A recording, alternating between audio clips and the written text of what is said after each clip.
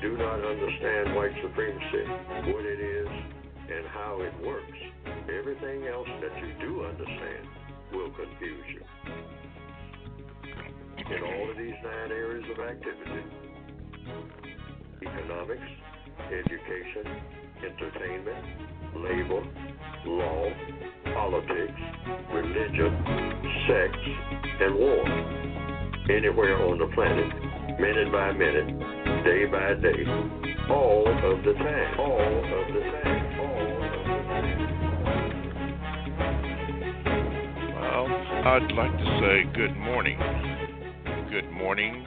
Good morning to all who have joined the conversation.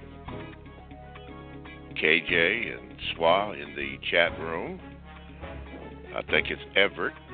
Going to get his call in from Houston in the 832 area. But good morning to all across this continent and all around where Mr. Fuller and my voice is heard. Good morning and welcome to the Counter Racist Code Show, arguably one of the fastest growing radio talk shows going, at least by the numbers that I've been getting. A lot of people have tuned in and asked questions and waiting for Mr. Fuller's response, which reminds me, you can get in contact with the show by calling 516-453-9921. Again, 516-453-9921. You can also Gmail me at the numero 7, Mr. Bobby, BOBBY @gmail.com. May I say this to you when you do Gmail me? Some have Gmailed me and wanted their question or requested their question be read for that show for today, for example. Chances are that email or Gmail will not be read that day, but it will be at some time if it is not automatically deleted. The system can only have so many, and then it will automatically delete it. I'm trying to get to them as expeditiously as I can, but sometimes it may not make it. But if I can get to it, I will. What I'm trying to say is I would request that you may like for it to be read that day, but just print your Gmail, and as soon as I can, I will get to that. So I would ask you to do that, ma'am. I would ask you to do that, sir. So that way there is no confusion. That's the one thing we don't want. Okay, let's get started here. Let me first off by saying good morning, Mr. Fuller, and how are you? Good morning. I'm still learning. Okay. I'd also like to say you had a very good interview on the Carl Nelson show. I listened to it.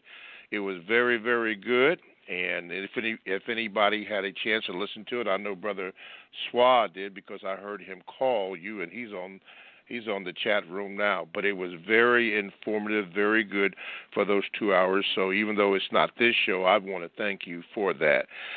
Okay, let me see here what I'm going to do. Let me start off by reading the Gmail, and then I'll get to you, Everett, since you're up on the line. Moon Pie, thank you for tuning in there. Making sure that Mr. Fuller and I sound good. Okay, I'm scrolling down here because I wanted to get her Gmail up in here, and then we can get on with the show. That's why you hear me rattling or rambling on. Let's see here. That's not it. Okay, I tell you what. Here we go. All right, here we go. This comes from Samantha, Mr. Fuller, and she writes this. She said, Mr. Fuller, what are your thoughts with regards to this quote from this Nazi chief, and do you think it explains what white supremacy is? Here is the quote. Make the lie big, keep it simple, keep saying it, and eventually they will believe it. End of quote. That quote is from Nazi propaganda chief Dr. Joseph Goebbels. And then she says she looks forward to the response and thank you. I've heard that quote for many decades, and apparently it is effective. If you say anything over and over again and people are listening, it has a tendency to sink in whether it's true or false. And if people are not really concentrating on having thoughts of their own, many people, not all, will likely accept something that is false as being true, simply because it's being repeated everywhere, over and over and over again. You can say that people have freedom, and if you can repeat that over and over and over again, without going into too much detail about freedom to do what, because that's the way that word is used. It's used rather loosely. And that calls for another question when people say, it calls for a question, really, according to the code, and that is when people say that, well, everybody should have freedom. It comes the question that should be asked immediately before you get too far down that road. Freedom to do what? So if you just say everybody should have freedom, and you say that over and over and over and over and over and over and over again, people will just say, people will repeat it. Well, I've always heard that everybody should have freedom. And this is how all slogans take root and how all governments are formed. Start with somebody saying something and keep repeating it. The system of white supremacy, somebody said something about it. What we need is a system based on the mistreatment of people who have color in their skin. And they probably didn't say the mistreatment, but they just said the domination of them and having them to do whatever you want them to do, whether it's correct or incorrect, and that a world government should be set up based on that formula. And somebody thought it up and started saying it, and apparently the evidence shows that it took off and became the most powerful political and religious idea ever formulated in the minds of the people of the planet Earth. So, in basic answer to the question, yes, you can repeat something over and over and over again. And if enough people hear it, they just might believe it if they keep hearing it repeated over and over again. All right. Repetition does count. Mm-hmm. Okay. Very good. All right, let's go to the phone lines, and we go to the 832 brother who called in last week, and we got him up here first. Okay, Everett, if I can buffer you in. There you go. Good morning, and how are you? Good morning, Mr. Bobby. Good morning, Mr. Fuller. Good morning, sir. Yes. As I've been telling people about the code and telling them, hey, you know, the code is something different we can follow. A lot of people of color have been telling me, well, is it opinionated or is it true? Well, I said, well, look at the evidence. So my question is, Mr. Fuller, is the code VGQ? Is the code VGQ? Yes, sir. Yes. I mean, victims guaranteed qualification to take whatever opinion you want from it and make use of it. That's what it's for. That's why it's called the United Independent. Emphasis on independent.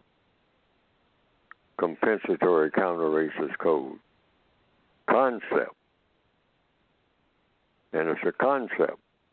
Everything in it is just something that, in my head, conglomeration of many things that people have put in my head when I wrote what I contribute to what I call the code. But the code is universal, and it's for something that, like a buffet, for people to pick and choose whatever they think makes the most sense to them. If something doesn't make sense to you, you back away from it. I don't care who's saying it. I mean, why do something that doesn't make sense to you? Why embrace something just because somebody said it? May not be something that you should do or take an interest in, but then it may be. So it's just like walking into a market or a hardware store. You pick up the tools that you need. That's a pretty excellent analogy, I think, a hardware store. Because in countering racism and solving problems, that's hardware. That really is. So you walk in and you pick up, someone right next to you may say, well, I don't need a pair of pliers. I already got plenty of pliers. I need a hammer. I don't have a hammer. And another person says, well, all I need is just one screwdriver. And another person says, I need a saw. And that's why you have a variety of materials, building materials, in a hardware store. And they'll label sometimes, and people just walk up and down the aisles and pick and choose what the individual person came in there to get. The code is the same way. You get what you can use and leave the rest alone. And if it produces a constructive result for you, that's code. That's VGQ, Victims Guaranteed Qualification. All righty. Everett, thank you so much for your call, and don't be a stranger, sir. All right. Thank you. Okay. Let's do this, Mr. Fuller. This comes from William. He says this, greetings to you, Mr. Fuller. For a racist man and racist woman is the most important objective maintaining the global system of racism and white supremacy, even if it involves the loss of their own life or that of other people? If racist man and racist woman, they intend to maintain racism, even if it means losing the lives of many people who are white supremacists themselves? I believe that's what. Yes, that's the question. Well, sure they'll do that because racism is war, and every general under.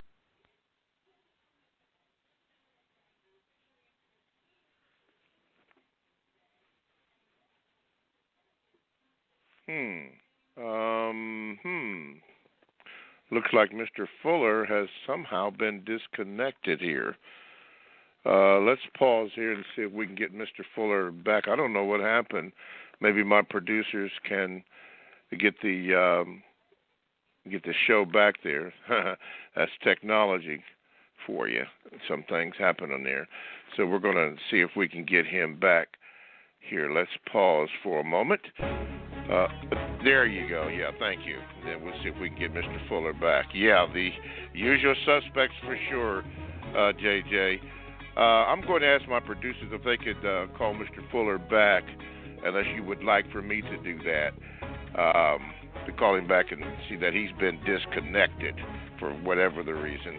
As JJ just said, usual suspects. Yeah. See if we can get him back in here, and then we can get back to the question that was being asked or he was addressing. All righty. Thank you for the music in the background, to keep us going. Yep. A lot of people do not want Mr. Neely Fuller to say what he is saying, but Mr. Fuller just speaks the truth, and you can back it up by the evidence that he gives us or lets us in on. Oops. Now they mess with me. Wow. What a day. Okay. Yeah. Let's see if we can get it in here. Yeah. Alrighty. We'll do this. Okay, got it back. Now let's see if we can get Mr. Fuller back. Okay. There he is. Can we get Mr. Fuller in here? Okay, can we get Mr. Fuller in here?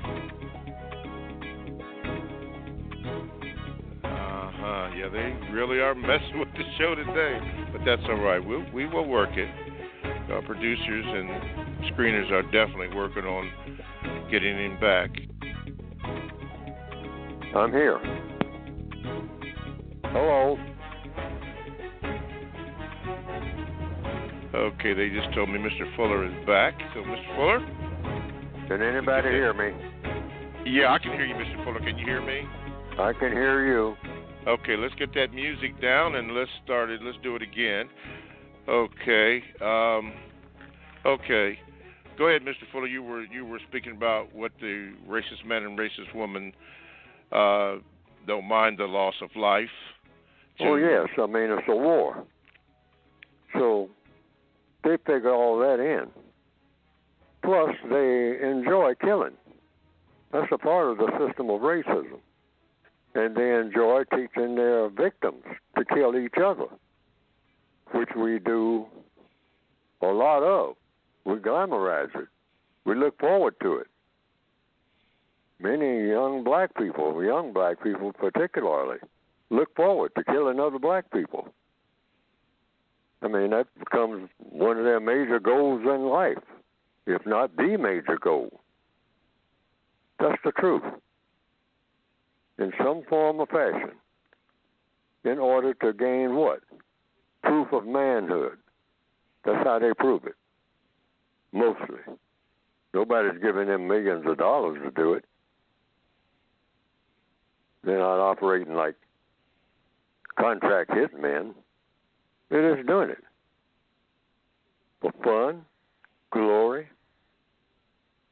and they're not getting any material comfort out of it, but they get a little bit of notoriety that they wouldn't ordinarily get because they figure they will never be known for anything else. So they do it. That's the reason. They won't give you any other reason. They'll say they're mad about some beef or something like that, but usually it's third-grade foolishness. Same type of arguments you had when you were in the third grade.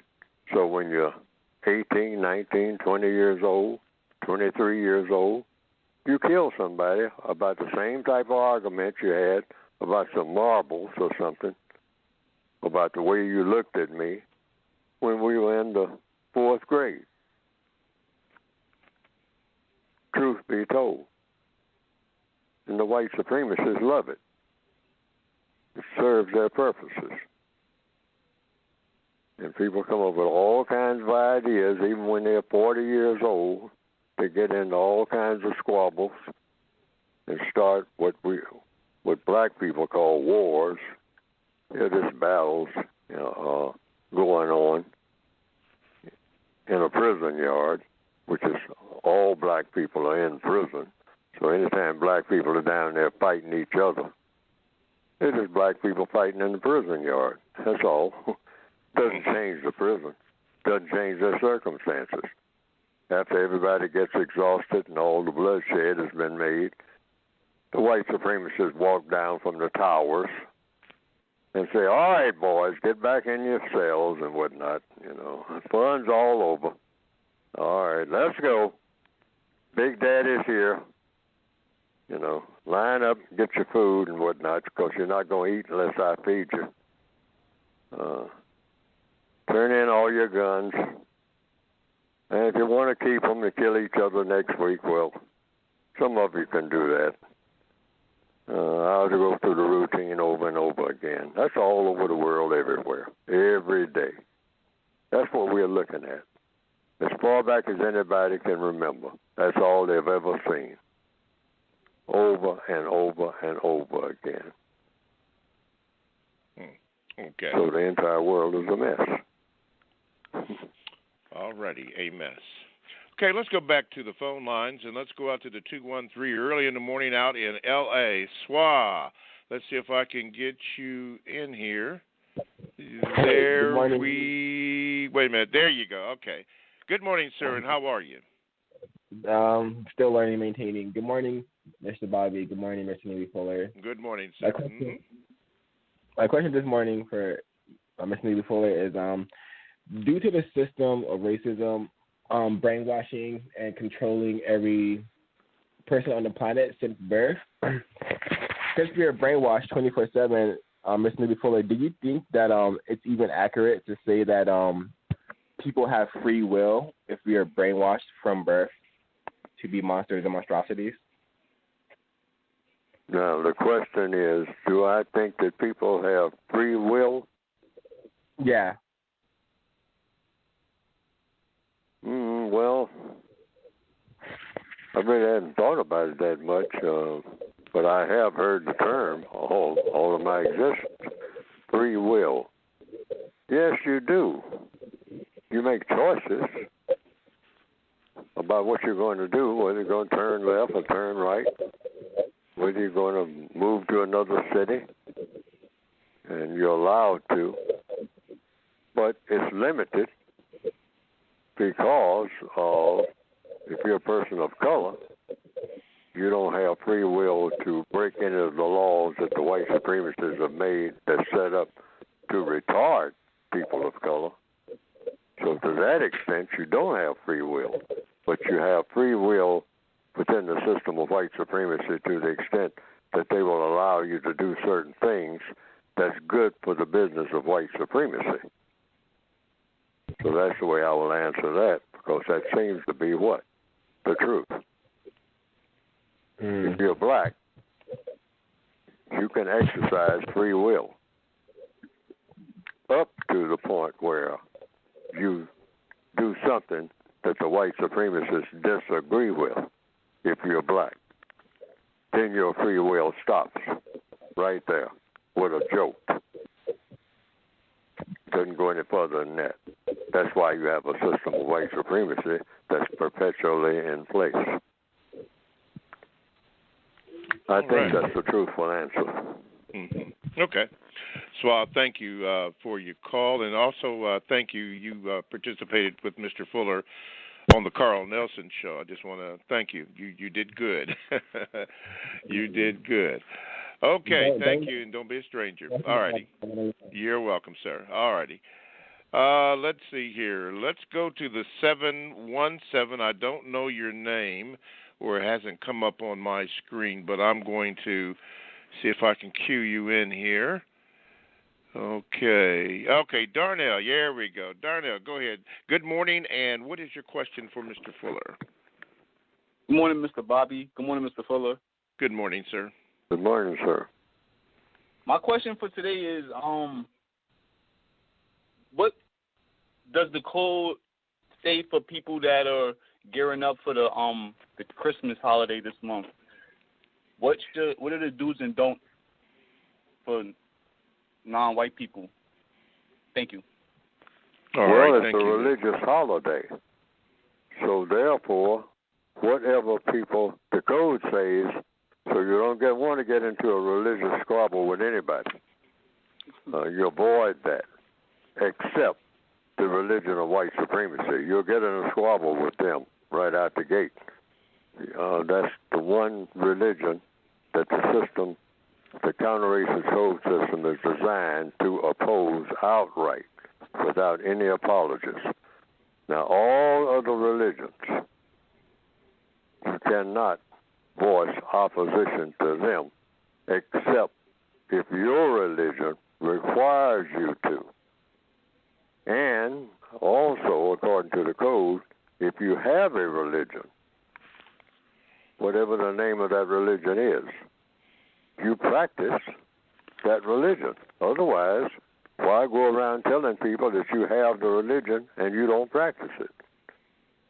So if you have a particular religion that requires you to celebrate the holidays of that religion, if that religion has holidays and it's a requirement, not an option, then you have to practice your religion or get another religion that you can practice. Otherwise, you are not conforming to the definition of religion. A religion is something that is a strong belief in a person. In other words, a person has a strong belief backed up by action. So your belief has to be displayed by your actions. Just saying you have a religion, that means nothing at all. In fact, that's dangerous. Everything that your religion says you're supposed to be doing, that's what you do. Otherwise, you do not have the religion. That's nothing but basic logic. And you're presenting yourself falsely. So if your religion requires you to celebrate what they call Christmas, then you've got to get out there and celebrate it. But the code position is, if you're black, you shouldn't be celebrating anything. But here again, that's your choice. Nobody's going to stop you from doing it. But you have to make up your mind what you're required to do. Now, it could be that you're not required to celebrate Christmas according to whatever your religion is. It may be an option.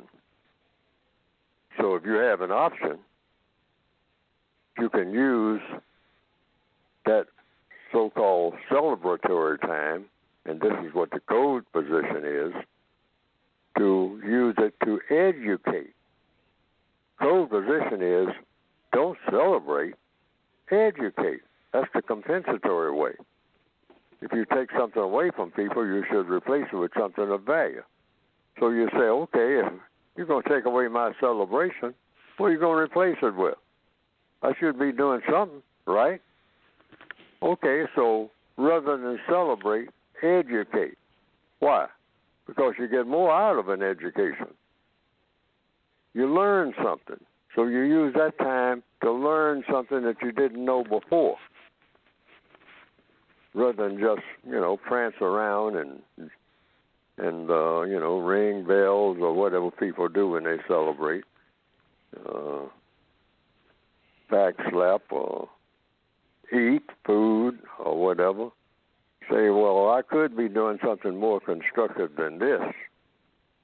And certainly if you're going to start doing something destructive, like usually this time of year in the northwestern hemisphere, people start doing what?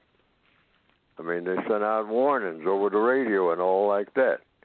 If you drink, don't drive. Well, then a question is raised, what are you drinking for anyway? Drinking what? Well, drinking alcoholic beverages.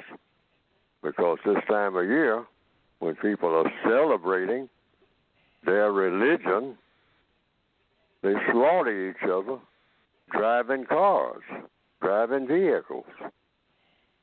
So that's just something that you can eliminate. Say that's, that shouldn't be a part of no celebration ever, where that type of thing ever happens. It's not supposed to be none of that. So people need to examine that and say, well, we're not going to do that. What are we going to do to celebrate? Say, well, just think about educate.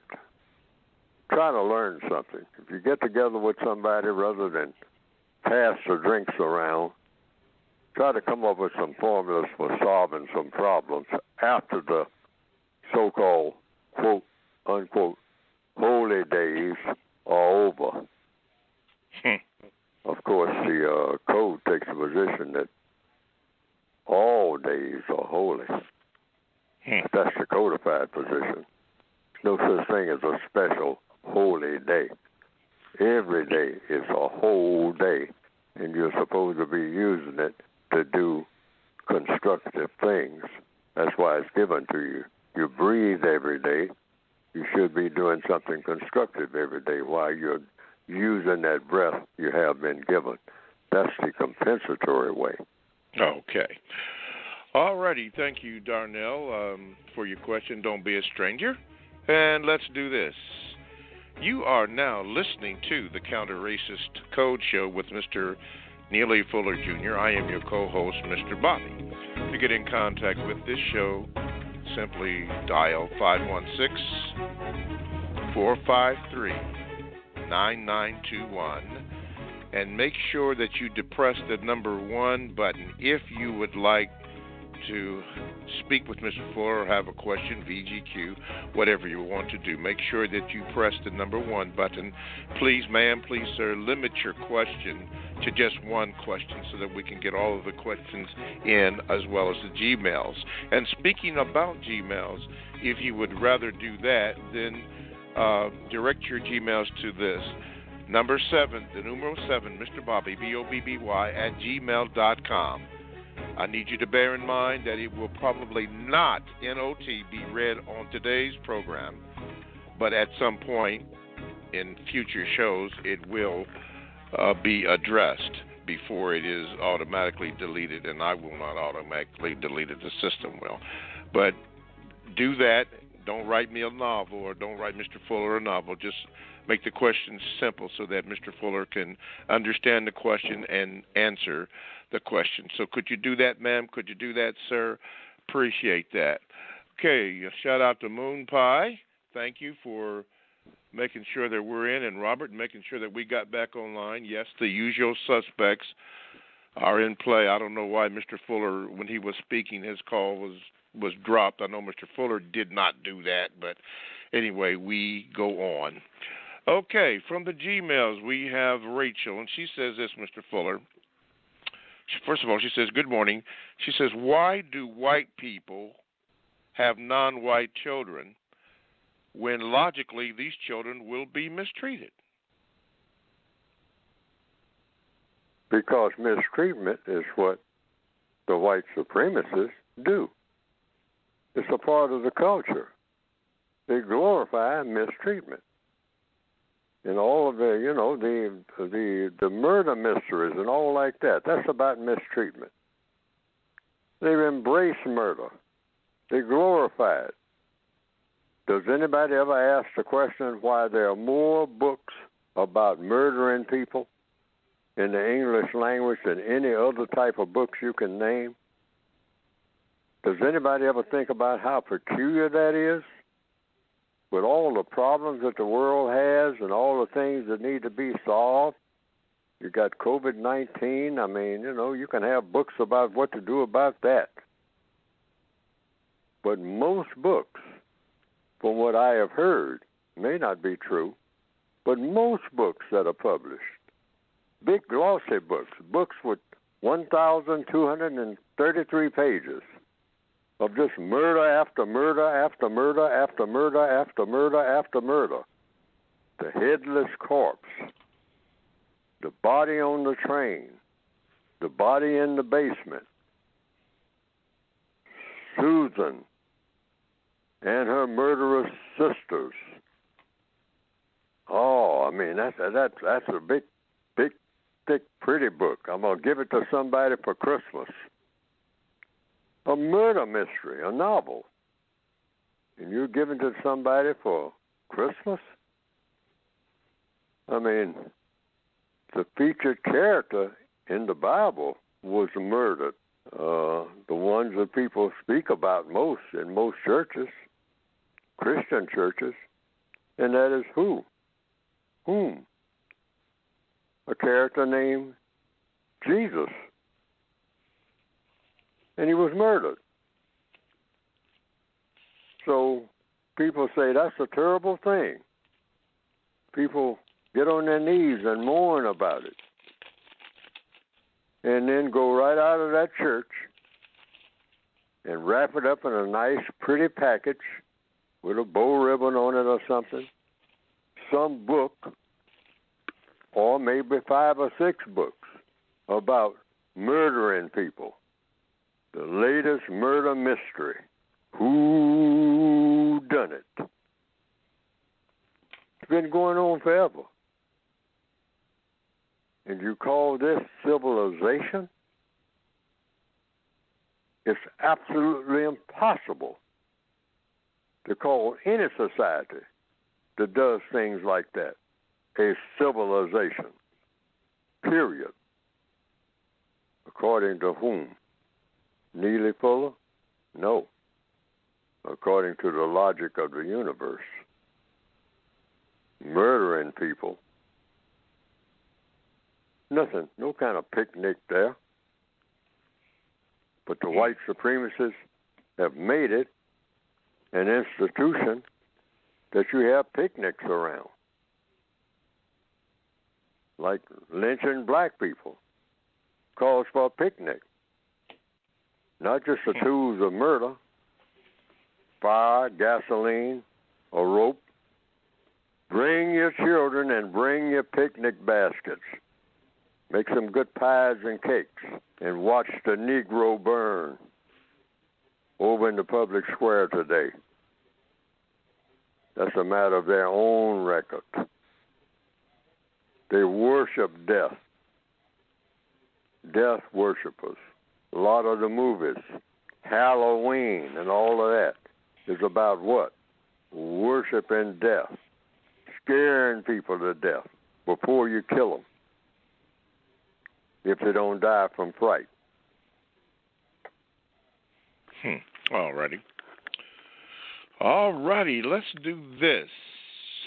From the chat room, Mr. Fuller, JJ, one of the loyal listeners, wrote this. Says, Mr. Fuller, what is the sense of hesitation I feel towards Biden and his team?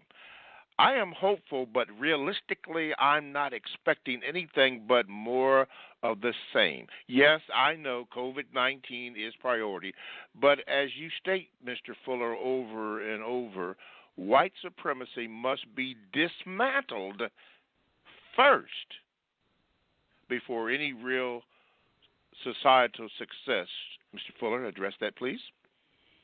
Yes, that just reemphasizes what the entire textbook for victims of white supremacy is about. That you can't solve any major problem among the people of the known universe without solving the race problem, without eliminating the system of white supremacy and replacing it with the system of justice. So as long as that's not done, it doesn't make any difference who gets in office, who gets out of office, what color the person is that's in, quote, unquote, in office, anything else. As long as you got a system of racism in place, it's all downhill. I don't care how you shake it up and pour it. That's how it's going to come out on the grill. Same old stuff. It'll be a different form and a different shape, but it'll be the same old stuff. Same old stuff like what? Racism. Racism in, racism out. As long as you got racism anywhere involved in it, it's poisonous. It's going to poison everything else that you might put in it, that you might glorify and say, well, we've finally arrived. We've finally done this. We've finally made some progress and whatnot. You haven't made anything of the kind. You've gotten the same stuff in a different bottle. You keep just putting different paint on the same old rotten fence or building or structure or whatever it is. And that is the system of white supremacy. As long as you have got it, it doesn't make any difference how people talk, how people cry, how they moan, what their wishes are, what their ambitions are. It's going to be all polluted. Every bit of it. All of it.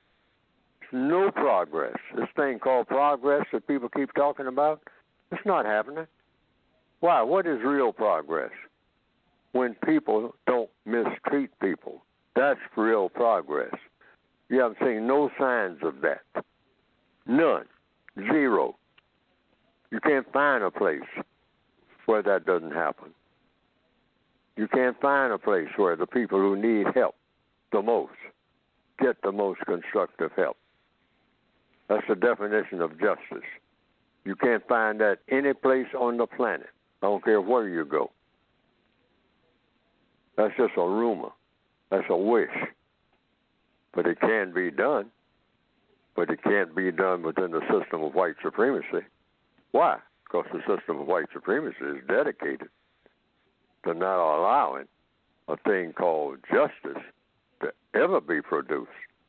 No matter how many speeches anybody makes and how many marches people have and how many slogans they put on a fence or how much people hug and high-five, which is black people's formula for solving every problem.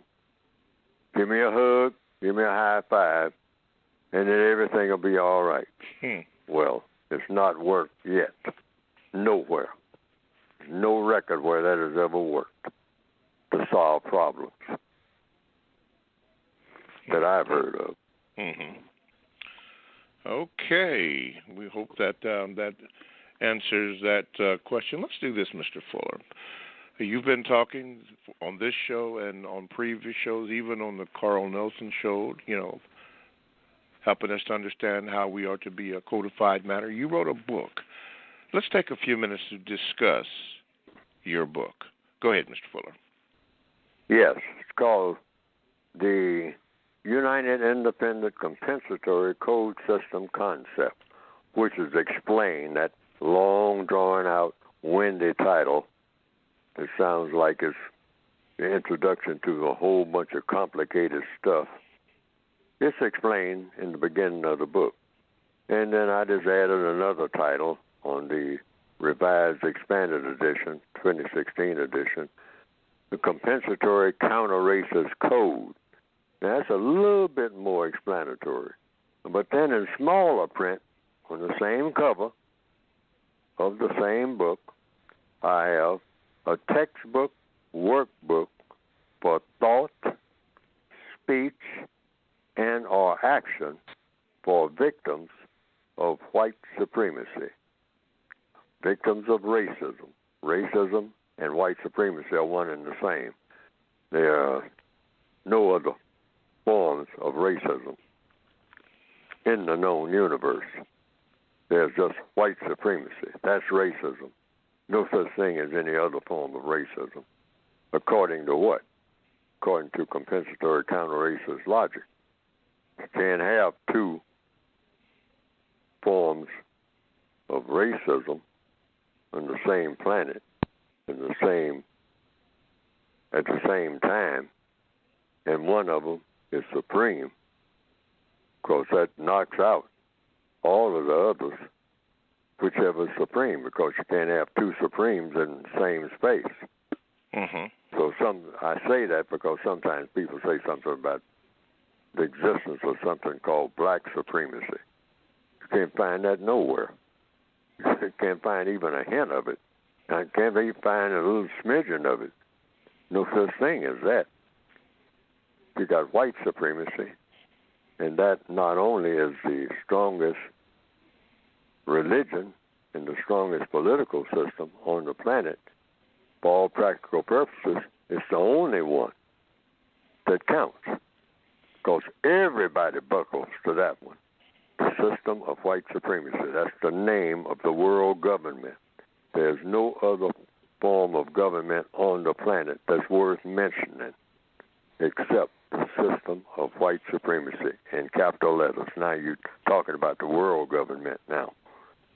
The government that everybody has a great regard for. And very few people would even go in the direction of trying to say that they're going to seriously take that on, or we'll give it some lip service. And the white supremacists allow that. They'll allow that. A little bit of talk. But that talk better not turn into any real action. Yes, sir. And that's what the book is about. So it tells the individual person who is the victim of racism what he or she can do about it to replace it with what? A better product called the system of justice.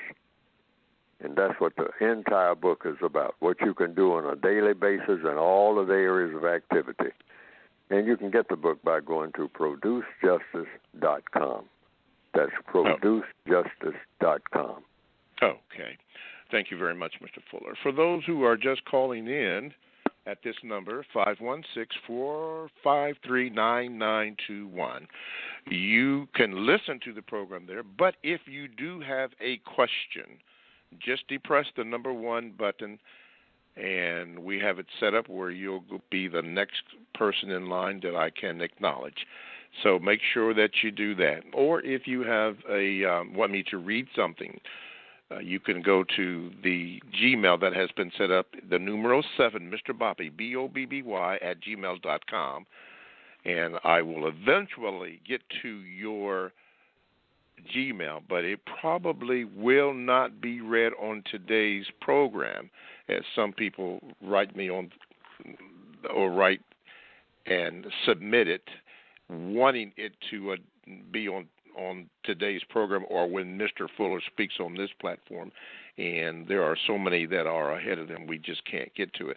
So when you do, if you elect to Gmail it, just write it, and then I will read it. And this is what I will do when I do read your Gmail. I will also alert you of the date and the time that your Gmail will be read. And speaking about that, thank you. I was getting ready to read a Gmail, but we're not going to do that. We're going to go to the great state of Minnesota in the 218, and we have John. John, you're on with Mr. Fuller. Good morning, and what is your question? Oh, good morning, Mr. Bobby. Good morning, Mr. Fuller. Good morning. Good morning. I just wanted to first say that just thank Mr. Fuller for his book. I bought the book about a year ago. It was fantastic. The United Independent Compensatory Code System Concept, the 2016 version. And I don't know, it was really helpful in the way that I think and the way that I deal with people. And I just think it's fantastic. And I wanted to say thank you. But, and I've been listening to you for about a year. The only thing that I don't understand, and I hope I can make this into a question that's understandable because it's a little bit abstract, but a lot of times when I hear you, I'm a black male, by the way.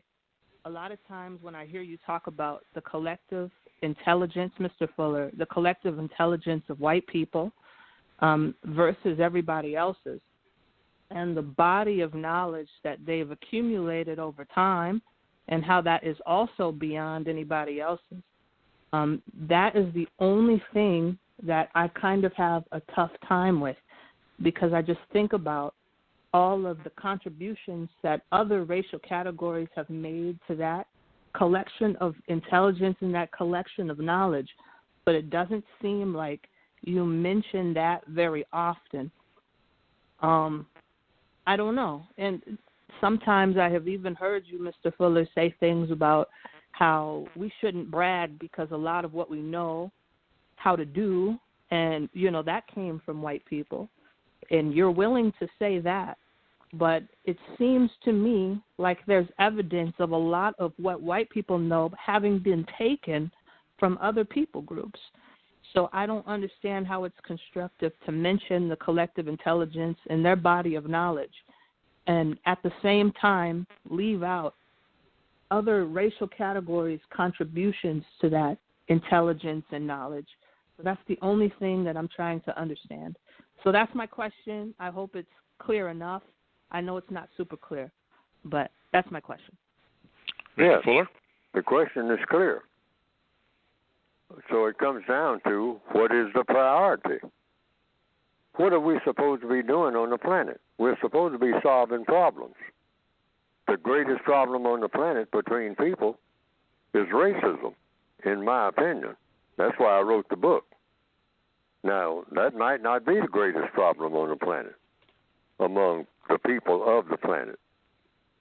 Because when I started writing, I started out with a premise, and that is, as long as you have the system of white supremacy, you're not going to solve any major problem between people, not on this planet. So that means that the people who practice racism must be powerful. So ignorant people are not powerful. That's just the way the universe works. You cannot be powerful and ignorant. You don't know how to do anything. You don't know how to go here and go there. You can't figure out how things work. You're not going to be powerful. That doesn't work. Ignorant people are not powerful. They may look powerful. They may, they may have a strong voice or something like that, and they might make a lot of noise. But history has shown that the people who have the most knowledge and understanding of how things work, how things don't work, of doing the things that will work, of being able to cause things to happen that nobody else has caused us to happen. Even though other people, everybody knows something. There's no such thing as a person who doesn't know anything. But when a bunch of people know how to get together and put a package together, and that package is more powerful than any other package that anybody else puts together that they call their package, then the most powerful package is the most powerful package. The system of white supremacy turned out to be the most powerful package of political and religious ideas ever presented to the people of the known universe and put into practice. The evidence is here. That's why we have the system of white supremacy. So for a prisoner, a person who has been captured, savagely beaten, dragged from pillar to post, put into captivity from century to century to century, some people say as much as 2,000 years, that is a very weak-minded people. Because if they had strong minds, they wouldn't be in that condition, period. And you say, well, at one time they had it, one time doesn't count. What's the situation now? Well, something went wrong. Yeah, like what? Now we're getting somewhere. Something went wrong. Like what? When? All it means is somebody else became smarter. Nobody's born smart. Everybody's born babbling, trying to learn how to walk, trying to learn how to talk. But little by little, one person becomes smarter than another person. Why? For all kinds of reasons. But when it does happen, it doesn't make sense to say it's not happening when you're looking right at it happen. One person becoming smarter than another, and you're looking at it, and you begin to feel the effects of it. That person that becomes smarter than me, I started out smarter than them, and then they become smarter than me. And me telling them, well, I used to be smarter than you. You can have that in the same family. A brother born way before the sister is born. She doesn't even exist. He's been here 10 years. And then she comes along. Sarah, the second baby in the family. James was born 10 years ago. Why is it that Sarah runs circles around James when James used to take her to the park and all like that? I mean, my little baby sister and all like that. Then for some strange reason, Sarah becomes smarter than James ever thought about being. It happens, folks. We have seen it happen right there before our own eyes. Every type of example of that you can name. So down through the years, I've heard people say, well, it looks like Neely Fuller is going out of his way to give these white supremacists all this credit. I ain't giving them nothing. They took it. Why? They were smart enough to take it. That's why. Powerful enough, because power goes with having brains. You're not going to stay powerful very long. if you're not a person who can figure things out. Figure everything out that needs to be figured out. Can come up with all kinds of things that you have people running around trying to buy, like right time this time of year.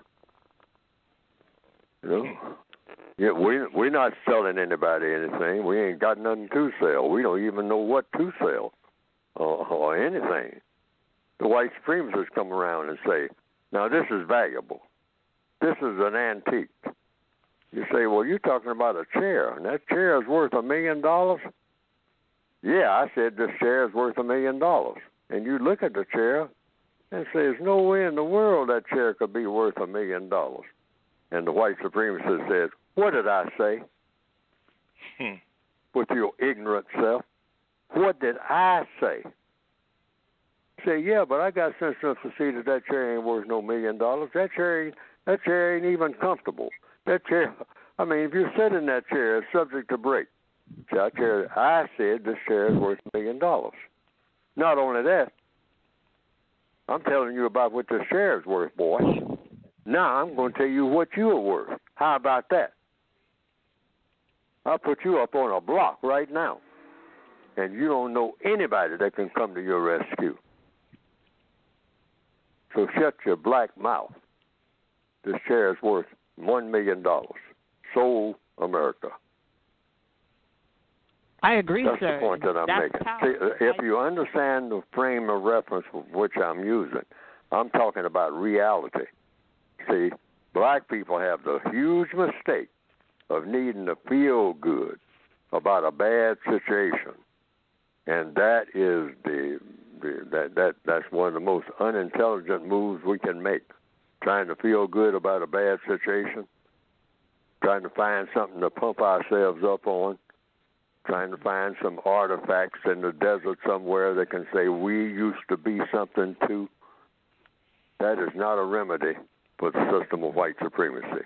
We need a code, a brand new code, because we don't have nothing now. Nothing. I'm talking about zero that can match the system of white supremacy. We need something that will do that. And it can be done simply by doing it. But we can't do it by saying we already got it. All right, That's John. That's a people failure right there. Okay, John, I want to thank you for your question. Do not be a stranger. Okay. Well, we're just about concluded the first hour of the Counter-Racist Code Show with Mr. Neely Fuller, Jr. Those of you who have to leave, we thank you. But we have our, I like to call it the California crew, coming in for the next hour. So stay tuned for the next hour of the Counter-Racist Code Show with Mr. Neely Fuller, Jr. Thanks for listening, and we'll see you in about, or be with you in about 5 seconds.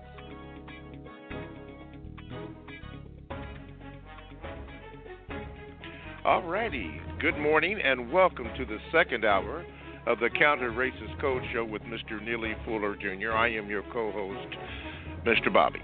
If you would like to get in contact with the show, you can do so, ma'am. You can do so, sir, by calling 516-453-9921 and be sure to depress the number 1 button, and you will be in line for your question to be answered by Mr. Fuller. If you elect not to use that method, you can also Gmail me at the numero 7, Mr. Bobby, BOBBY, @gmail.com. Keep in mind, ma'am, keep in mind, sir, that if you elect to use that type of communication with me, your Gmail will probably not be read on today's program, but on another program coming up in the future, it will be read, and I will, as I always do, give you the date and the time that your Gmail will be read. The chat room is open, and we thank Bay Monday. JJ is in the house. Small is still there. I always want to call this person twin, but anyway, they know who they are. They're in the house, and that's good. All righty. Again, if you call in, don't forget to depress the number 1 button. I will read some Gmails, but right now I'm going to go to the 832, and we're going to be in contact with Muhammad from Houston, Texas. Okay, buffered up. There you go, Muhammad. Good morning, and how are you? Good morning, Mr. Bobby, and good morning, Mr. Fuller. Good morning. Good morning, sir. Yes, I just have a VGQ and a question. So, and my VGQ is going back to what the caller was saying about non-white people having some knowledge, and that the white supremacists got this knowledge, or got some of their knowledge from non-white people, and that might be true, but just like Mr. Fuller says all the time, white supremacy and what that means that they are dominant and that they have more knowledge and practical understanding, way more knowledge and practical understanding than people who are classified as not white. And my opinion is that they have, it has to be challenging to have gained this knowledge and keep this knowledge, and just to come to dominate dominate the people of the world, and to have the knowledge they have. My question is, does Mr. Fuller think that it's true to say that white people have had a harder time than non-white people coming to dominate the world? Okay, Mr. Fuller? I really don't know, because I don't know, I don't know the whole history of everybody in the world. I tend to believe that everybody's had hardships. Everybody. The world is a place that's challenging. It's got a lot of gifts. I mean, trees and mountains and rainfall, but these things you have to know how to maneuver in the environments. People of all kinds with practically bare feet, walking in the snow, have had to travel to try to find some place where the climate was a little more favorable to their feet. And so they have done this all down through the thousands of years that people have reportedly been here on this particular planet called Earth. They've had to find out things piecemeal, what will work, what won't work. And that's whether they're white people or non-white people. How to make a spear, how to climb a tree so you can get away from some type of animals. And they found out that you could get away from a number of animals by climbing a tree. So you teach your young people to climb trees early. And then you find out that there are other animals that when you climb the tree, you look behind you and that animal is right behind you, because that animal can climb a tree too. And so now you got another problem. You got to figure out how to get away from that particular animal if you don't know how to fight it off. The world is a very welcoming place, but a very vicious place. You can look at some of the so-called nature programs and see that. I mean, it's a whole lot of things where you cause you to think. It's caused me to think, hey, it ain't personal. That lion chasing down that antelope and knocking his legs out from under it, jumping on it, and with those fangs going right deep into the antelope's neck. And you can look at the eyes of that tiger, if that's what it is, or that cougar, or whatever it is. And the eyes look just normal, flat. You ever look at a tiger's eyes? It doesn't look angry. It looks like it's just business as usual. Why? Because it is business as usual. The white supremacists are sort of that way too. They're not mad at you. You know, they may act that way every now and then, but that's mostly an act. They don't have to be. They just do what they do. So everybody in the world is trying to find their way. But somebody stumbled upon a formula called racism, and it turned out to be the most powerful religious and political idea yet to date, and very efficient in getting things done. The system of white supremacy gets things done better than any system that I've ever heard of. Any so-called ism that you name. So you might say, well, Fuller, if it's a system that gets things done better than any other system, why not embrace it rather than fight it? That's the white supremacist argument. Say, why you people keep fighting us? We got the best system that's ever come up with. You just fall in line and do what we tell you to do, all you dark-skinned people. You don't know how to do nothing. And you just obey us, and everything will work out fine for everybody.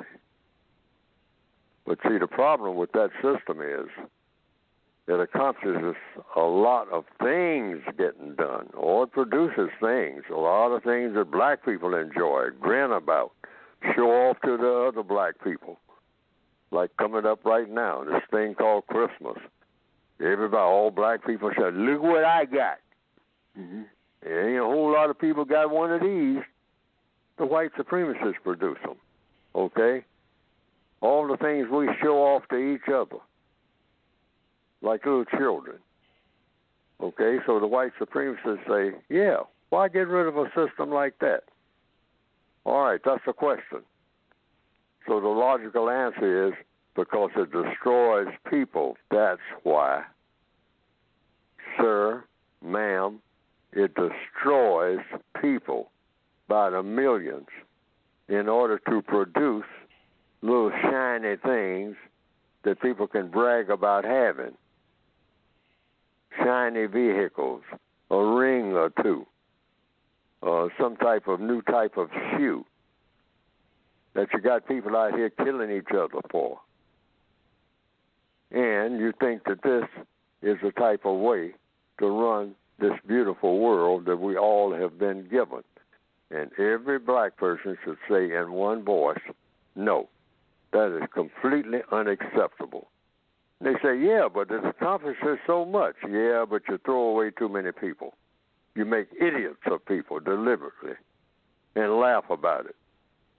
Now, why take a fresh child right from the womb and turn that child into some type of freak rather than a universal man and a universal woman? And you do it just based on color. Now, that's completely unacceptable. And so that's a great Christmas message or any other type of message, Christmas, Easter, whatever one's religious persuasion may be, other than the greatest one, the religion of white supremacy. Okay. Just an opinion. Okay. Mohammed, thank you so much for your call, and don't be a stranger. Okay, wait a minute. Okay, John from the 218 in Minnesota is back. Let me see if I can scoop you in here. Okay. Wait a minute. There we go. Okay, John, go ahead, please, sir. Hello, Mr. Bobby and Mr. Fuller, sir, again. Yes.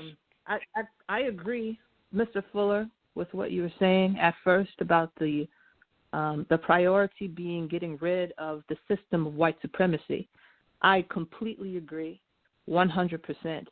And I liked the example you used of the family with the girl who has gotten a lot smarter than the boy.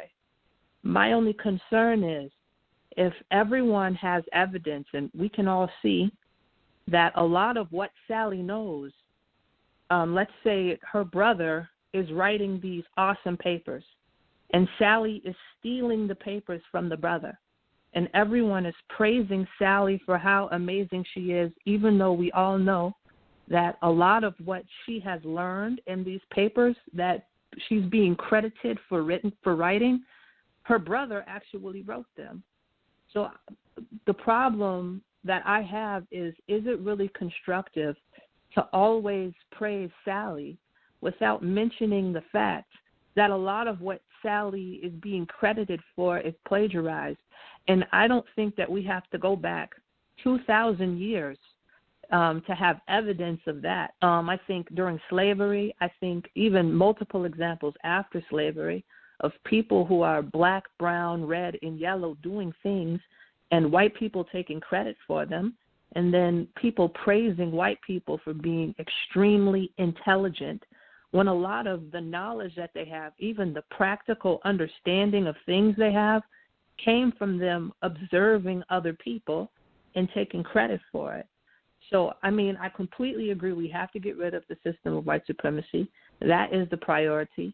And a lot of white people are extremely intelligent. But I think that, I mean, to just go back to the awesome example you used of the family, if Sally is a girl and her brother is a boy, I think sometimes people start to think that because Sally seems like she's so smart and we're not giving credit to what the boy has done, sometimes the boys start to think, oh, maybe we are just dumb and all the girls are smart. And I think maybe that's the risk that is taken when we have someone who is as intelligent and as helpful as you, Mr. Fuller, and you talk about, you know, how we shouldn't brag because a lot of what we learned and everything, it came from white people. And a lot of what we have, you know, was produced by white people. But at the same time, you know, without mentioning the fact that our hands have been in a lot of this stuff and a lot of the schematics for creating a lot of things that were produced were created by us. And I think there's just a danger when it comes to mentioning one thing and not the other. But let me ask you a question. I mean, because that is long, but can you condense it so that Mr. Fuller can actually address that? Because you're adding so many parts to it. Yes, he sir. can go all yes, over sir. the place. Yes, sir. Let me try to. Is it constructive to mention how intelligent and how, you know, and to mention the great body of knowledge that white people have been able to accumulate without mentioning that a lot of that knowledge, you know, has been taken from black people and white people and red people, not 2,000 years ago. We don't have to go that far back, but there's evidence of, you know, things being accredited to them. I think I understand what you are saying. Okay, perfect. All right. And then if you put it in the form of a question, the question is, because everything is about a question, is it important for the world to know that black people have contributed to a lot of constructive ideas and inventions and works that have been done for thousands of years while they're on the planet? If this information is true, black people, brown people, red people, yellow people, you know, the Aztec Indians, different tribes, I mean, that are now so-called extinct, there's evidence that is so in answer to that question. See, because all it comes down to is truth, Truth. Is it true? People other than white people have done things that made sense. That's all. You just ask that question. It doesn't call for 600 pages to ask that question. You just ask that simple question. White people on the planet, non-white people on the planet. Have the non-white people on the planet ever done anything that made sense? That's the question. And if you look around and search, and what the researchers has been recorded, the answer is yes. So that, that doesn't call for, 60 days of discussion. You can take care of that in 2 minutes, just like I just did. That's what codification is about, coming right to the point, right fast, real fast. Because out of everything that's being said, that is the basic issue. Is it true that the non-white people of the planet have done significant things of constructive value? If you put it in that way, that's more concise. Done anything of constructive value? The answer is yes. There's plenty of evidence. But the counter-racist code is not about accomplish what? First, or last, or somewhere in between, like members of the family. Because we're all people here on this one planet. Who did what, when, and where? What's really important is how it all played out in the end. And what we have now is a terrible system of world government that is the product of all of that effort that everybody else, white and non-white, put forward. And it turned out to be something called the system of white supremacy, which is one of the, if not the ugliest, I say it's the ugliest thing ever thought up for running world affairs. It's not how things started out and who did what on a given Thursday and who did the heavy lifting here and who did a little bit of work there. And no. What was the result? What was the result? Because codification is about constructive results. So no matter who did what when, 2,000 years ago, 100 years ago, on an ongoing basis, you can reveal that about who did what. You can reveal it if that makes people feel good. But what nobody should feel good about is how all of that effort on the part of everybody, all of the brain power throughout the entire world, wound up being a rotten system, being the system of white supremacy. That's what the textbook for victims of white supremacy is about. Okay. So it's not a matter of just feeling good by, having, wanting somebody to call your name and strut across the stage and receive an award for being smart at one time or another. You see, the goal is to make the world the type of place that it should have been in the very first place. And it ain't nowhere near that right now. So actually nobody's eligible to stand up and take no bows about nothing. Because people do not treat people the way that people ought to be treated. And that is a rotten system regardless of anything. And nobody is eligible to be bragging about anything, period. You got a lock on every door. What kind of world is that? Just on that one thing alone, a lock on every door. People looking over their shoulder while they're turning the key in the lock. On a car door. And you say this, who can say that we're anywhere near being civilized? That doesn't happen in any civilization. It's impossible for that to happen. I want people to understand what the code is about. Not about taking bows. It's about correcting everything that's not corrected. Okay. Well said, Mr. Fuller. Well said. John, again, don't be a stranger, and you took that to good. Okay, don't be a stranger. Thank you. All righty, let's do this. 516-453-9921.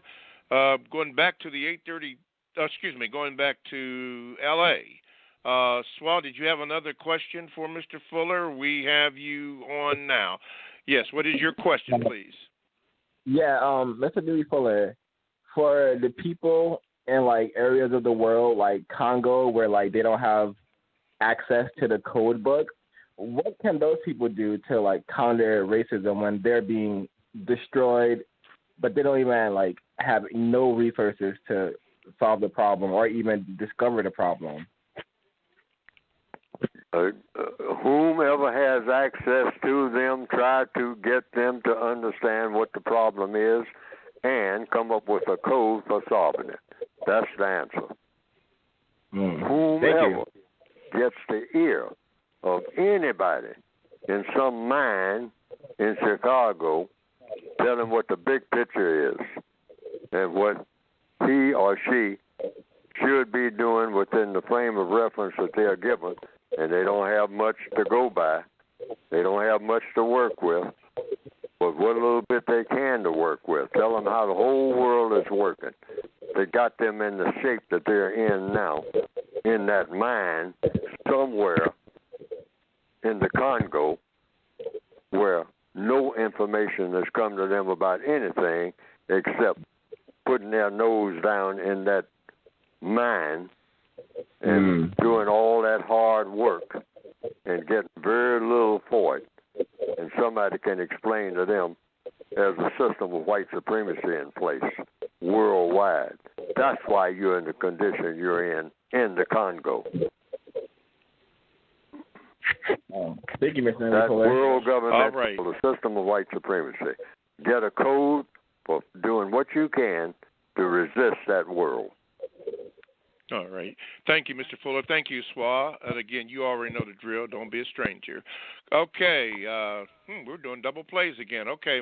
Let's go back to the 832. That's Mohammed in Houston. Okay, Mohammed, wait a minute. Got you. Oh, there you go. All right, Mohammed, go ahead, please. Yes, sir. Thank you, Mr. Bobby. And I think, my question wasn't really answered because I don't think I made it clear. But, I heard a white man on the radio say that is some groups of people in Africa have not even made the wheel yet. They're still carrying things on their head. They don't even have a written alphabet yet.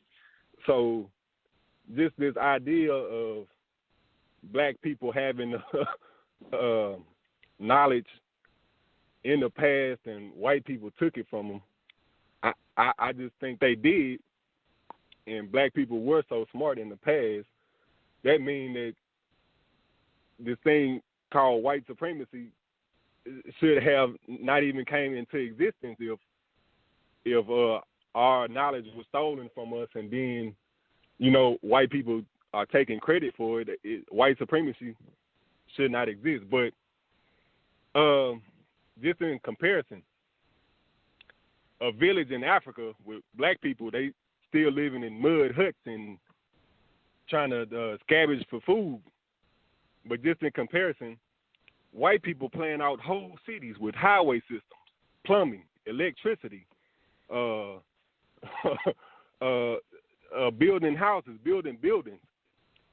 It's a thing called a temperature coefficient, to where if you don't mix the concrete right on the freeway, if you have a temperature change that's sufficient enough, that whole freeway will come crashing down. A whole overpass can come crashing down if you don't mix the concrete right. And I got that information from white people, and I think that's the problem that we have as black people. We do not understand the awesome power that white people have, the understanding that they have about this earth, all the science, which just means that information that's repeatable. We don't understand that they have that. I don't think Mr. Fuller is overstating that. I think we underestimate the knowledge that they have. If they did get this information from black people or other groups of non-white people, and they taking credit for it, fine, they have it now. there's no areas of the world where non-white people are building cities, having hospitals, having technology that saves people's lives, or brain surgery that'll save people's lives. So I think my question is that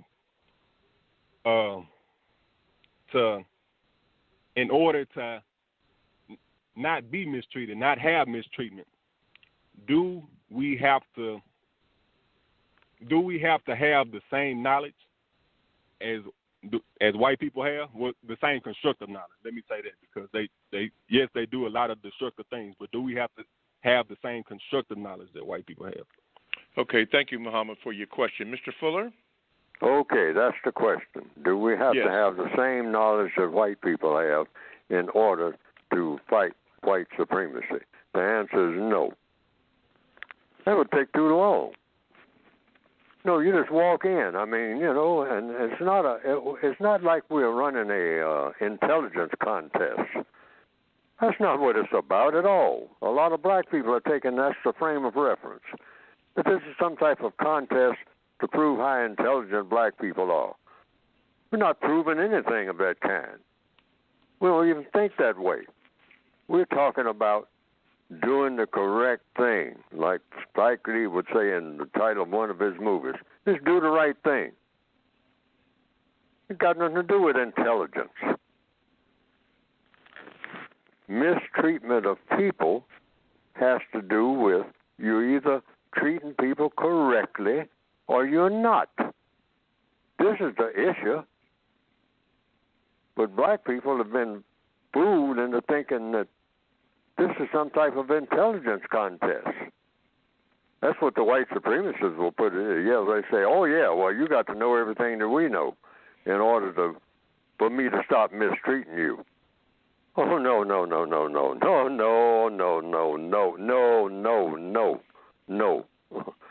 Mark Twain. I was in the 1950s. I was in what we call the Air Force, and in one of the classes, I turned the first page. I don't remember what the class was, but it was an Air Force manual, and there was a quote in that manual that stuck in my mind even to this day by Mark Twain. And that quote was as follows: "I was proud to be able to answer promptly, and I did. I said I didn't know." Now that's the beginning of intelligence. That is profound. You don't know, you say you don't know. You don't have to hide that you don't know. The white supremacists love that. When black people try to hide what they don't know, try to pretend that they're intelligent when they're not. We don't need any of that. We just need to know either somebody's being mistreated or not. That's the codified, compensatory approach, not how intelligent my grandfather was or who taught whom on a given day 10,000 years ago how to build something or how to dig a trench or how to dig a well. That's not the issue. Not at all. Nowhere near the neighborhood of that, of what we're talking about on this show. We're talking about a thing called justice. Just one thing. Justice.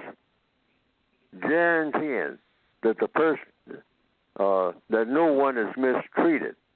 That's it. You say, well, what about the ignorant person and whatnot? Hey, you going to mistreat a person because they're ignorant? That's the question. Yes or no?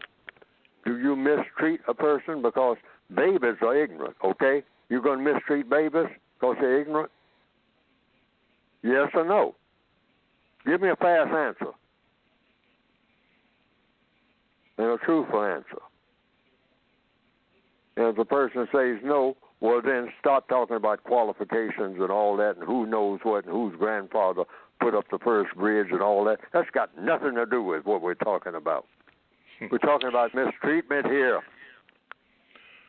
All righty. That's all we're talking about. We're going to have to leave it. We're going to have to leave that there, Mr. Fuller, because we're due for a break, a station break. Thank you, Muhammad in Houston from 832 for calling. Don't be a stranger. Okay. You are listening to the Counter Racist Code Show with Mr. Neely Fuller Jr. And if you'd like to get in contact with the show, dial this number, 516-453-9921. And if you want to speak with Mr. Fuller, I would ask that you depress the number 1 button. And please, ma'am, please, sir, please be brief so that Mr. Fuller can answer your question and we can get other questions in. Please, ma'am, please, sir, please be brief, concise, so that we can get to that. If you want to, you can also do this to the Gmails, which is the address is the numeral 7, Mr. Bobby, BOBBY, @gmail.com. It will not be read on today's program, but it will be read at another program, and I will inform you when it is read, the date and the time. So please, ma'am, please, sir, do that, and I would ask on that, please do not write a novel because I can't read it all, for radio. Please, ma'am, please, sir, be conscious of that. Okay, and one more thing. When you call in, please give your name to the call screener so I can properly introduce you, and then we can move from there. Like the person, I guess, in the 390, your name is not up here. But anyway, let's do this. We got Teddy coming up. We got Jay from Minnesota. We got Imani, and then that person that it says here 390 is the prefix. But if you do yours, I'll get you in here because you were on here first. But right now, let's go to Teddy from Montgomery with a question. Teddy, I got you on here. Go ahead, please. Good morning, Mr. Bobby, and good morning, Mr. Fuller. It's a pleasure to talk to you. It's been a while since I called, but I have been listening to rebroadcasts. The question that I have is it wrong for us, those of us who have been mistreated, to ignore those who are treating us wrong? In other words, simply get me behind the Satan kind of act and withdraw from them. Okay. Mr. Fuller? Is it wrong to withdraw from them? If you know that you've been mistreated by them. To withdraw from them. Is it wrong to withdraw from them? Is that the question? Yes, that's the question. Okay, well, what do you mean by withdraw? Let's get an understanding about that. Okay. Withdraw how? See, withdraw. I've been raising that question called that 3-letter word, how, about a lot of things, because codification is about how. Not only what you think that you can do, but how do you do it? Codification is about doing. See, so if you're going to withdraw, you have to have a plan for doing that. What's the plan for doing the how part, the doing part? I think the how part is only supply the necessary information that's being asked for or about, and that's it. Nothing more, nothing less. Wait a minute. I'm getting lost. The suggestion is the how part is to get information? No, to only supply the information that's being given or being asked of by them to you only. In other words, keeping answers very brief and concise. Could that be a how as a code to be established? Well, it might be, depending on what the questions were to be asked and all like that. You might be on to something there. But that's what code is about. Nobody has come up with a code yet. that has defeated the system of white supremacy, including Neely Fuller. It's a work in progress. That's why it's called the compensatory code system concept. Concept meaning an idea. But I think it's the correct idea. Now, putting the ingredients in it, that hadn't been done. Otherwise, we wouldn't be having this conversation because the problem would have been solved. This is a work in progress, okay? Why solve a problem that's already been solved? I mean, you're not really solving the problem because the problem has been solved. So we're trying to solve a problem that has never been solved by anybody. So your suggestion is just as valid under VGQ as everybody else's. But you have to put flesh on the bones. Once you figure out that you're going to do this quote unquote withdrawal from the source of the problem, because that was the suggestion, now you got to put filling in that pie by saying, now, how are you going to go about doing this withdrawal? Thank you so very much, gentlemen. It's always a pleasure hearing from you guys. You're welcome, Teddy, and don't be a stranger. Okay, let's go here. We're going to go over to Italy, Mr. Fuller. Wait a minute, let me get her up here. There we go. We're going to speak with Joy from Italy. Joy, thank you for holding. Thank you so much. Go ahead. What is your question for Mr. Fuller? Hello? I got you on. What is your question for Mr. Fuller? Let me see here. Yeah. Okay. Hello? Yeah. Yes, go ahead. What is your question? Okay. Mr. Bobby, could you please provide information on how to access the chat line? Now, my question for Mr. Fuller is, could you please provide your thoughts on minors, children of color, attending boarding school? Minors attending what? Border school, a boarding school where they live on the campus, they're away from home. Boarding school, over. I don't know enough about it. What is going on in the boarding schools? If everything that's going on in the boarding schools is constructive, then why be against it? Everybody should be for it. Okay. If there's anything about it that's non-constructive, then the codified procedure is list everything going on in that so-called boarding school that is of non-constructive value and get rid of it, or get rid of the boarding school. That's the codified procedure. Everything is about details. First of all, what is a boarding school for? What is the objective of a boarding school? What is a boarding school supposed to produce? Is it going to produce people who are doing constructive things or non-constructive things? And if there's something going on in the so-called quote-unquote boarding school that should not be going on, what are those things that are going on that should not be going on? List them and take those things away from that boarding school, or take the boarding school away from those things by disbanding the boarding school. That's the answer. Everything is either going to be constructive or non-constructive. Every move that people make, each and every day, including on this program, which Neely Fuller has done some things that are non-constructive on this program.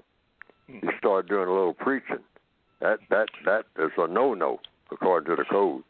Oh, okay. This is not about preaching. This is just about talking.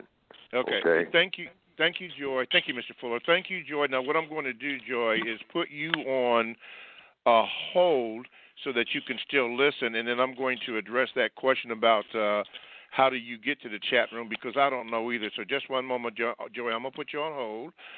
And for anybody, okay, thank you. Vorp, Swa, KJ, if you know how to access the chat room, please go ahead and type it in for me so I can tell Joy from Italy who is listening. Appreciate that. Okay, let's do this here and try to get you all in here because we don't have much time for show. Let me see here. Who is next in line? Okay, I believe it's going to be Jay from Minnesota. Let me see here if I can get you in here, Jay. Got you in, Jay. Got you in, Jay. What is your question for Mr. Fuller? Hey, folks, Mr. Fuller. Great to finally talk to you guys. I'm calling in to give a visual representation of what.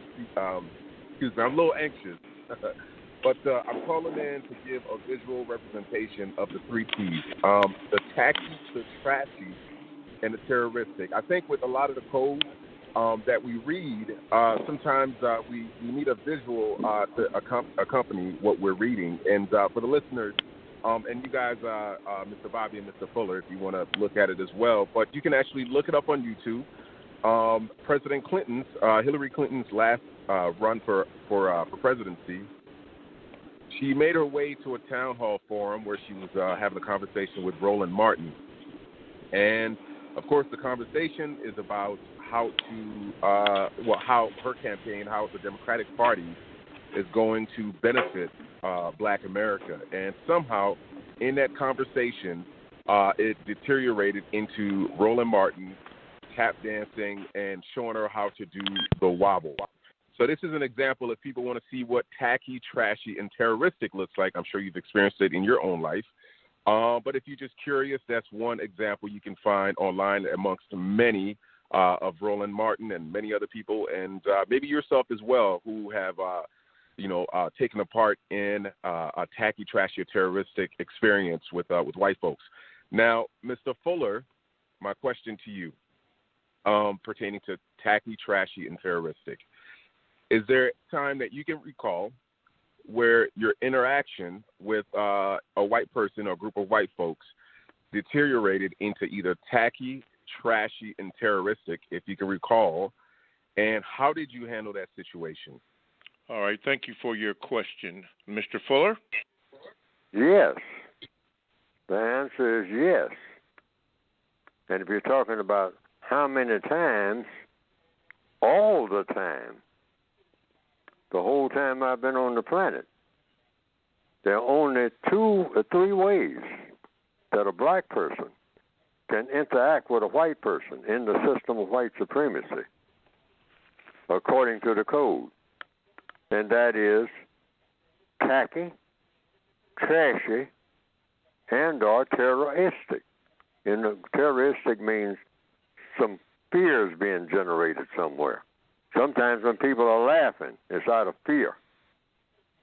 They're covering up what they think is heading into a situation that they can't handle. That's where fear comes from. Fear comes from you thinking that you're in a situation that you can't handle. That's what causes fear. If you can handle a situation, you are not afraid. Okay? So it doesn't get any better than tacky. Interaction with white people in the system of white supremacy is not, if you're black and you're just talking to a white person, that whole conversation is tacky. It doesn't get any better than tacky. It's impossible for it to get better than tacky. Doesn't make any difference how it looks on the surface. It's tacky, tacky, tacky, meaning the whole thing is kind of sloppy. The whole thing calls for a whole lot of pretense. That's tacky. See, pretense is tacky when you're supposed to be serious and sincere. If you're not sincere, it's tacky. And black people interact with each other the same way because the system of white supremacy demands it. So you got what is called the tragic arrangement. That's how it's referred to in the code book. In capital letters, the tragic arrangement, sometimes referred to as the 3 T's. And you'll see this in the code book, the 3 T's. Tacky, trashy, terroristic. if you are talking to a white person and whatnot, and the conversation is tacky, which it will be, and you try to improve on it, then it's going to go from tacky to trashy. It's going to get vulgar. You can see it on television and everything, even on talk shows and whatnot. Everybody starts laughing and whatnot. It gets trashy. They start talking trash. Stops being serious altogether. Mm-hmm. Black people getting nervous and, eyes bugged, and start trembling and whatnot, and then start grinning and laughing, and this thing's just all over the place. Now, if you try to improve on the trashiness, somebody becomes aware of it and try to get back to being serious again, which is the tacky stage, which is not the way it ought to be in the first place either, then it becomes terroristic. Somebody becomes fearful. White people get scared, start getting uptight because the talk now is getting too serious. It looks like it's getting too close to home. It's looking like white people are being made to feel guilty of this, that, and other, and whatnot. So black people become aware of that. So where is it to go now? So you go back to being tacky again. And this just happens over and over again. So you can expect it. In answer to the question, the answer is yes. What are my experiences with white people? In every circumstance I've ever been in, it's always been tacky, trashy, and or terroristic. Either one or the other or all three at the same time. All right. Thank you so much, Mr. Fuller. Thank you, Jay, from Minnesota. Do not be a stranger. Two things immediately. Okay, Mr. Fuller talks about his book, so I'm going to do a brief thing on that. All you have to do is go to producejustice.com to get the book, all the information that you need to know about the books, and all the books are in, I'm told by my producers. They're all in. You can all get them by going to producejustice.com, and also there is usually some information if Mr. Fuller is going to be on other talk shows such as the Carl Nelson Show. When he's on there, they will let you know, as he was this past week. He was on the 26th, and they let you know when he was going to be on there and how long. And I did hear it, and it was a very, very good show. Okay, now for the Joy that called in. Joy, this is for you. I am told by Bay Monday that to get into the chat room, you have to go to Blog Talk Radio and sign in. That's what I was just told. Go to Blog Talk Radio and sign in, and then that way I can get to speak to you. Okay, thank you so much, Joy. And Jay, I'm going to I got you there. Mr. Fuller, before I get off of that, because we only have 11 minutes, was that okay for your book? Yes, sir, that's fine. Okay, I just want to be sure. Yeah, go to producejustice.com. All righty, let's see. I have I have many calls, but only 11 minutes, so I'm going to go to this one. Please be brief. Okay, Vorp, I got you. Please be brief with your question from Mr. Fuller, and here we go. Let's go to Imani from the 786. Okay, Miami Gardens. Go ahead, Imani. Wait a minute. It's not buffering here. Imani, can you hear me? Nope. Yes, sir. Oh, okay. There you go. I'm sorry. You didn't do his thing. Go ahead. I'm sorry. Go ahead. Yes, sir. This is not I believe this is not a VGQ. It's a question that has a logical answer, Mr. Fuller. Who are the experts on racism, white supremacy? The white supremacists, racists, or non-white people, especially non-white people who are racially classified as black? All right. Thank you, Imani. Okay. Mr. Fuller? The question is, who are the experts on white supremacy? On racism, white supremacy, yes, sir. The experts on racism, white supremacy are the white supremacists, racist man and racist woman. Every white woman who's a racist, every white man who's a racist. They are the experts. According to what? According to logic. I mean, you're an expert at something if you're doing it. They are the ones who are doing it. So they are the experts. There are no other experts. No such thing as a black person being an expert on white supremacy. No black person knows enough about white supremacy to be an expert. Not one. Because you have to be white to have that much information. A black person is not white. There is no way for a black person to have that much information about how the system of white supremacy works.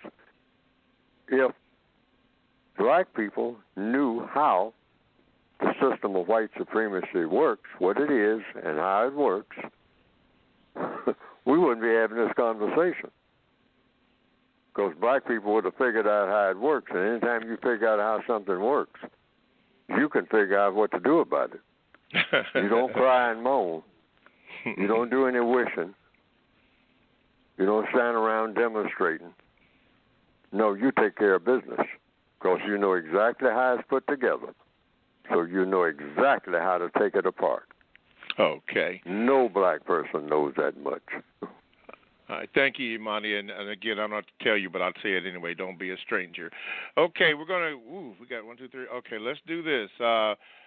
Marvell from Gary, Indiana, got you in here. If we can, please be brief. Go ahead with your question for Mr. Fuller. Good morning, Mr. Bobby. Good morning, Mr. Fuller. Good morning. I have a counter-racist code refinement question. I have an idea to turn the code book into an educational course for children. And my question is, do I need some type of copyright paperwork done with you, Mr. Fuller, in order to turn your code book into an educational course for children? Well, I'm not authorized to answer that because I got other people involved in stuff like that. So therefore, you go to producejustice.com, and the very question that you just asked me on the air, you ask it with the people who are connected with producejustice.com, and they will provide a direct or indirect answer of some type. All righty. Thank you very much. Because you're talking about the legalisms and whatnot. Yes, yes. And I know very little about legalism. I just know about what mistreatment is and what it isn't. That's what I write about. Thank you very much, Marvell from Houston. All righty. Let's see if we can get this in there. I'm trying to get to you here. I believe it is this cursor. I believe it's Isaac from Galveston, and we got about 5 minutes and too many calls, but that's good. Isaac, got you in 832 area. Go ahead, Isaac. Okay. Yes, good morning. Mr. Fuller, I'd like to get your thoughts on the idea of war. I know you've mentioned before that that's something that you don't really talk much about on the air, and I just wanted to get you to revisit that, just for a bit. Why is it that you, do not talk much about that aspect of the code on the air? You mean the war section? Yes, sir. Uh-huh. Yeah, the 9th area of activity. I don't talk too much about it to anybody about anything. Reason being, see, everything in the code is about cause and effect. And I found out real early, just dipping into that, caused the one thing that is never supposed to happen when you're talking code talk, and that is it triggered confusion. So I just said, you read it, take it for what you think it is, and that's it. I think it's best to be handled that way, and that's what I tell everybody. I stay away from discussing it. I say you read it, you can ask questions about what things mean, particular paragraph and all like that, because everything that I write, I back it up, and I'll say what it means. But specific questions.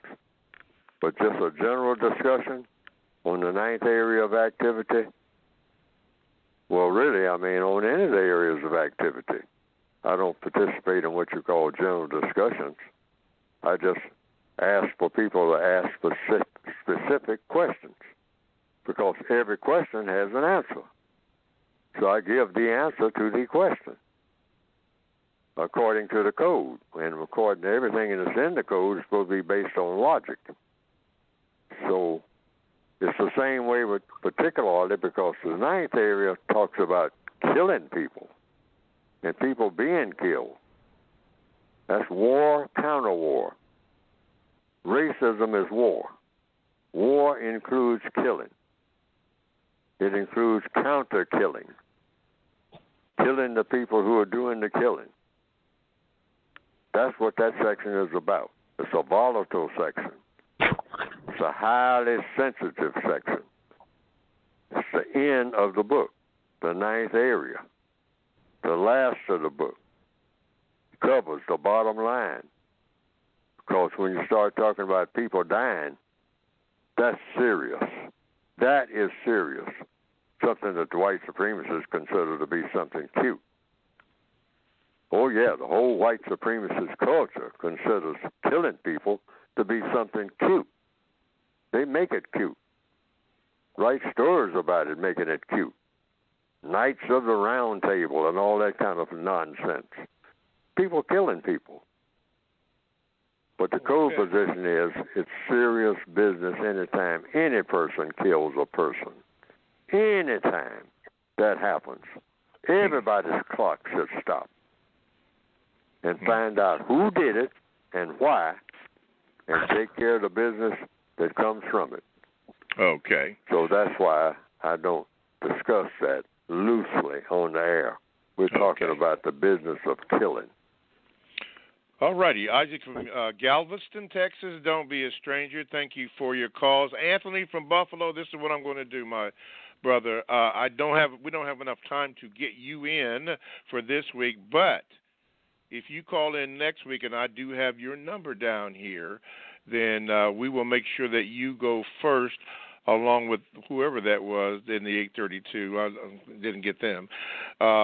We will make sure that we definitely get you in, and you can go from there. There was something else I was going to say. Oh, don't forget to tell others about the program, tell others about the book by going to producejustice.com. That is what Mr. Fuller addresses concerning his book. And Mr. Fuller, I'm going to give you, we got about a minute or so on the show. I'm going to give you this time to speak about your book and anything else that you want to speak about. Well, that's it. I mean, they go to producejustice.com and you'll get my 2 cents of what I think is the solution to the race problem. I wrote the book with that in mind. Once I decided to put it in the form of a book, I first started writing it just for a code for myself, just to get through the day. I mean, interacting with both black people and white people.